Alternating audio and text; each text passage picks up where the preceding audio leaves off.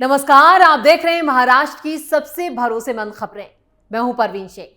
अगले कुछ मिनटों में हम आपको रूबरू कराएंगे महाराष्ट्र की हर बड़ी हलचल से, राजनीति से लेकर जनता के मुद्दों तक, मुंबई से विदर्भ और मराठवाड़ा से कोकण तक की हर अहम खबर सबसे पहले और सबसे सटीक।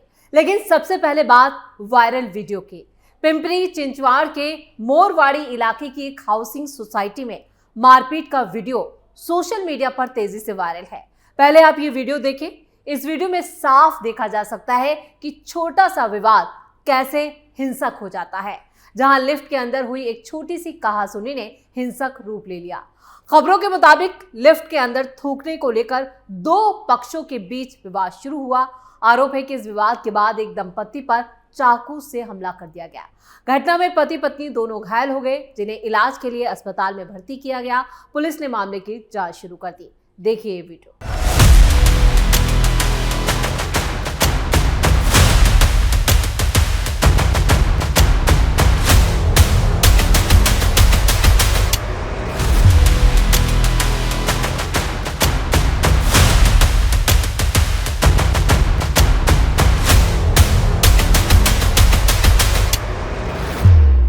और चलिए अब एक नजर डालते हैं महाराष्ट्र की सुर्खियों पर। शिवसेना यूबीटी में विद्रोह, 5 सांसदों ने उद्धव ठाकरे की उड़ाई नींद। एकनाथ शिंदे की पार्टी में शामिल हो सकते हैं बागी सांसद। मातोश्री की इमरजेंसी मीटिंग से गायब सांसदों पर बरसे संजय राउत। बोले, हमारे सांसदों को डराने या लालच देने की सारी कोशिशें नाकाम होंगी। टीएमसी संकट को लेकर मोदी सरकार पर भड़के कांग्रेस नेता नाना पटोले। बोले, क्षेत्रीय दलों को खत्म कर रही है मोदी सरकार। धक्का मुक्की से भड़की बीजेपी विधायक मंदा महात्रे। मंत्री गणेश नायक को लिया आड़े हाथों। बोली, में उनकी मस्ती को उतार दूं। सीएम देवेंद्र फडणवीस तक पहुंची सेजल पवार की शिकायत। All India medical student association ने डेड बॉडी के प्राइवेट पार्ट का मजाक उड़ाने पर की सख्त एक्शन की मांग। खबरों में सबसे पहले बात उद्धव को लगने वाले झटके की। महाराष्ट्र की राजनीति में एक बार फिर हलचल तेज है। शिवसेना यूबीटी के 5 सांसदों के पार्टी छोड़ने की खबरों ने उद्धव ठाकरे के नेतृत्व पर सवाल खड़े कर दिए। राजनीतिक गलियारों में चर्चा है कि पार्टी के कुछ नेता शिंदे गुट के संपर्क में हैं। हालांकि यूबीटी नेतृत्व ने इन खबरों को पूरी तरह से खारिज कर दिया है। 2022 में एकनाथ शिंदे के नेतृत्व में हुए बड़े विद्रोह के बाद शिवसेना 2 खेमों में बंट गई थी, जिसके बाद उद्धव ठाकरे के सामने पार्टी को दोबारा खड़ा करने की पहले ही चुनौती थी। लोकसभा चुनावों में यूबीटी ने थोड़ा बेहतर प्रदर्शन किया, लेकिन अब एक बार फिर पार्टी में विद्रोह की खबरों ने नई बहस छेड़ दी है। राजनीति के जानकारों का मानना है कि अगर यूबीटी के सांसद असल में पार्टी छोड़ते हैं तो ये उद्धव ठाकरे के लिए बड़ा झटका होगा। इससे विरोधियों को ये कहने का मौका मिलेगा कि उद्धव अपने नेताओं को एकजुट रखने में फिर नाकामयाब रहे। वहीं यूबीटी समर्थकों का तर्क है कि पार्टी के खिलाफ लगातार राजनीतिक दबाव बनाया जा रहा है और विद्रोह की खबरें बढ़ा चढ़ाकर पेश की जा रही हैं। हालांकि अभी ये साफ नहीं कहा जा रहा कि यूबीटी का खात्मा हो चुका है या उद्धव पूरी तरह फेल हो गए।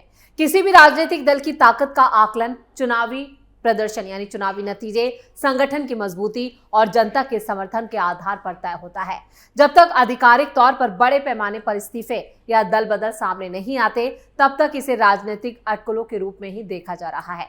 फिलहाल महाराष्ट्र की राजनीति की निगाहें उद्धव ठाकरे की अगली रणनीति और यूबीटी के सांसदों के रुख पर टिकी है। आने वाले दिन ये तय करेंगे कि सिर्फ चर्चा है या राज्य की राजनीति में किसी बड़े बदलाव की शुरुआत हो चुकी है। महाराष्ट्र की राजनीति में उस समय हलचल तेज हो गई जब यूबीटी प्रमुख उद्धव ठाकरे ने अपने सांसदों की अचानक एक आपात बैठक बुलाई और ये बैठक मातोश्री में हुई। बैठक को लेकर राजनीतिक गलियारों में तरह तरह की चर्चाएं शुरू हो गई। खबरों के मुताबिक हाल के दिनों में ये खबरें सामने आई थी कि शिवसेना यूबीटी के 5 सांसद डिप्टी सीएम एकनाथ शिंदे के नेतृत्व वाली शिवसेना के संपर्क में हैं। इन अटकलों के बीच बुलाई गई इस बैठक ने सियासी सस्पेंस को और बढ़ा दिया। विपक्षी दलों का दावा है कि यूबीटी के भीतर विद्रोह बढ़ रहा है, जबकि पार्टी नेतृत्व इन दावों को सिरे से खारिज कर रहा है। लेकिन उद्धव ठाकरे जिस तरह से अपनी पार्टी को संभाल रहे हैं, उससे साफ है कि पार्टी फिर से कई टुकड़ों में बंटने वाली है या पूरी तरह से कई सांसद खैमा बदलकर एकनाथ शिंदे के साथ जा सकते हैं और इसको लेकर उद्धव ठाकरे की नींद उड़ी हुई है। खबरों में आगे का रुख करते हैं। महाराष्ट्र के राजनीतिक इतिहास में ऑपरेशन टाइगर का जिक्र सबसे पहले 2022 में हुआ था, जब एकनाथ शिंदे ने बड़ी बगावत करके उद्धव ठाकरे के नेतृत्व वाली महाविकास आघाड़ी सरकार को ही उखाड़ फेंका था।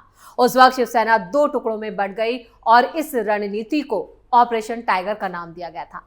अब एक बार फिर डिप्टी सीएम एकनाथ शिंदे और महायुति खेमे की तरफ से एक चक्रव्यूह दोबारा रच दिया गया है। दबी जुबान से यह दावा किया जा रहा है कि उद्धव ठाकरे के ज्यादातर सांसद अंदर ही अंदर एकनाथ शिंदे से मीटिंग कर चुके हैं और उनके संपर्क में हैं, जिसके चलते उद्धव ठाकरे को 14 जून को एक आपात बैठक यानी इमरजेंसी बैठक बुलानी पड़ी। मातोश्री की चौखट पर ना पहुंचने वाले जिन 5 सांसदों को लेकर कयासों का बाजार गर्म है, उनमें ओम प्रकाश राजे निंबालकर, भाऊ साहेब वाकचोरे, नागेश पाटिल अष्टिकर, संजय देशमुख और संजय जाधव जैसे नाम शामिल हैं।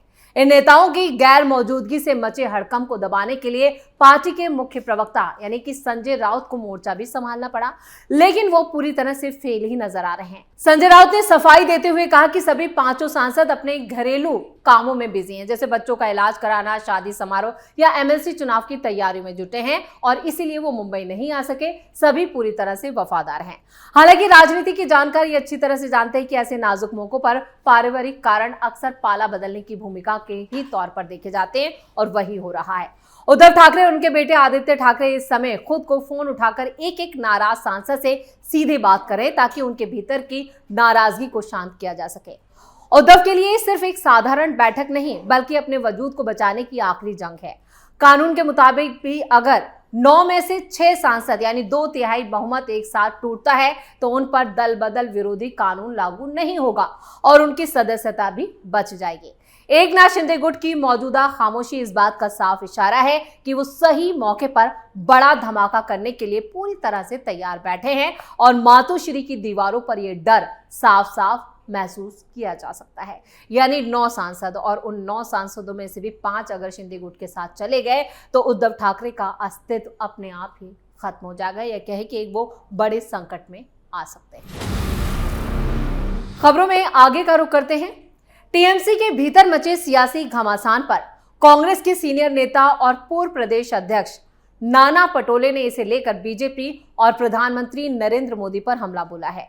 पटोले ने आरोप लगाया कि केंद्र का इस्तेमाल यानी केंद्र अपनी सत्ता का इस्तेमाल करके मजबूत क्षेत्रीय दलों को तोड़ रही है। नागपुर में मीडिया से बात करते हुए कांग्रेस नेता नाना पटोले ने बीजेपी के पूर्व राष्ट्रीय अध्यक्ष जेपी नड्डा के एक पुराने बयान को याद दिलाते हुए कहा कि यह सब एक सोची समझी रणनीति के तहत हो रहा है। नाना पटोले ने कहा, यह बात किसी से छिपी नहीं है कि बीजेपी और नरेंद्र मोदी किस तरह से दूसरी राजनीतिक पार्टियों को तोड़ते हैं। बीजेपी के पूर्व अध्यक्ष जेपी नड्डा ने खुद सार्वजनिक रूप से यह ऐलान किया था कि वो देश से सभी स्थानीय और क्षेत्रीय पार्टियों को खत्म कर देंगे। अब उसी एजेंडे पर देश में काम शुरू हो चुका है। जनभावना को नजरअंदाज करके जिस तरह से बीजेपी और नरेंद्र मोदी की सरकारें डर दिखाकर स्थानीय पार्टियां किस तरह तोड़ रहे हैं वो आपने सब देखा है। देश की जनता को पता चल गया है कि लोकतंत्र को ना मानने वाली केंद्र की नरेंद्र मोदी सरकार की असलियत सामने आने शुरू हो गई है। नाना पटोले यही नहीं रुके, उन्होंने आगे कहा कि राम मंदिर की समिति ने भी कई बार आरोप लगाया कि पैसे हमने बीजेपी को दिए थे, उसका हिसाब हमें नहीं मिला। नाना पटोले ने आरोप यह भी लगाया कि धर्म के नाम पर पैसे जमा होने के बाद बीजेपी उसे राजनीतिक रूप से कैसे इस्तेमाल करती है, ये सबको पता है। अब नाना पटोले के जो बयान सामने आया है उससे भी महाराष्ट्र की सियासत में गर्मी पैदा हो गई है, जिसको लेकर बीजेपी ने कांग्रेस और उनके नेता नाना पटोले साथ ही राहुल गांधी को भी आड़े हाथों लिया है। अब नाना पटोले ने जो ये बयान दिया है, अब उसके बचाव में खुद कांग्रेस के बड़े नेता सामने आए, लेकिन फिलहाल राहुल गांधी की दिक्कतें इस बयान को लेकर बढ़ती हुई नजर आ रही हैं। खबरों में अब बात नेताओं की बदजुबानी की। नवी मुंबई महानगर पालिका की स्वास्थ्य परियोजनाओं के उद्घाटन कार्यक्रम को लेकर महाराष्ट्र की राजनीति में बयानबाजी का दौर तेज हो गया है। बेलापुर से बीजेपी विधायक मंदा महात्रे ने राज्य के मंत्री गणेश नायक पर निशाना साधते हुए कार्यक्रम के आयोजन और उसके राजनीतिक इस्तेमाल पर ही सवाल उठा दिए। मंदा महात्रे ने आरोप लगाया कि जनता के पैसों से तैयार की गई स्वास्थ्य परियोजनाओं का श्रेय किसी एक नेता को नहीं दिया जा सकता। उन्होंने ये भी कहा कि विकास कार्य सरकार, प्रशासन और करदाताओं यानी टैक्स पेयर के सहयोग से पूरे होते हैं। इसलिए उनका इस्तेमाल राजनीतिक प्रचार के लिए नहीं होना चाहिए। उन्होंने ये भी कहा कि जनता को बेहतर स्वास्थ्य सुविधाएं उपलब्ध कराना सरकार की जिम्मेदारी है और इसे राजनीतिक फायदे से जोड़ना ठीक नहीं है।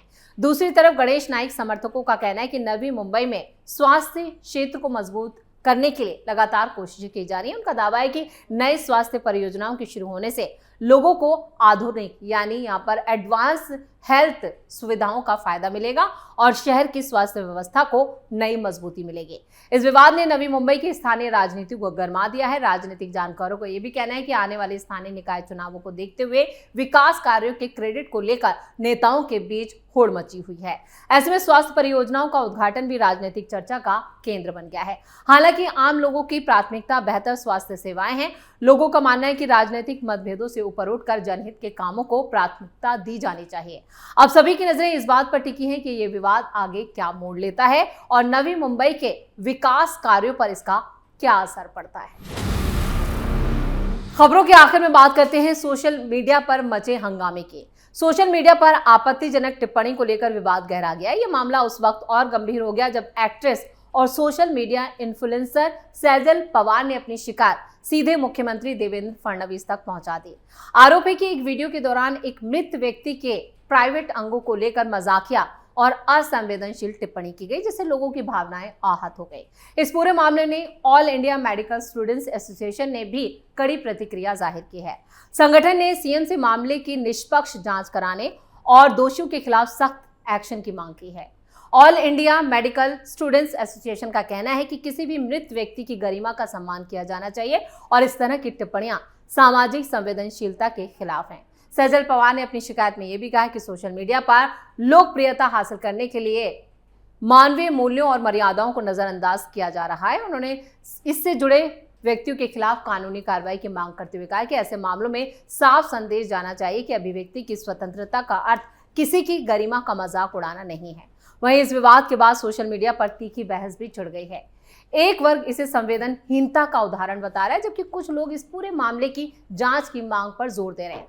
अभी तक इस मामले में से जुड़े जितने भी पक्ष हैं, उन्होंने अपनी आधिकारिक तौर पर बयान नहीं दिए। फिलहाल ये मामला महाराष्ट्र सरकार के संज्ञान में आ चुका है और सभी की नजरें इस बात पर टिकी हैं कि प्रशासन आगे क्या कदम उठाता है। अगर शिकायत के आरोप सही पाए जाते हैं तो उससे जुड़े लोगों के खिलाफ कानूनी कार्रवाई की जा सकती है।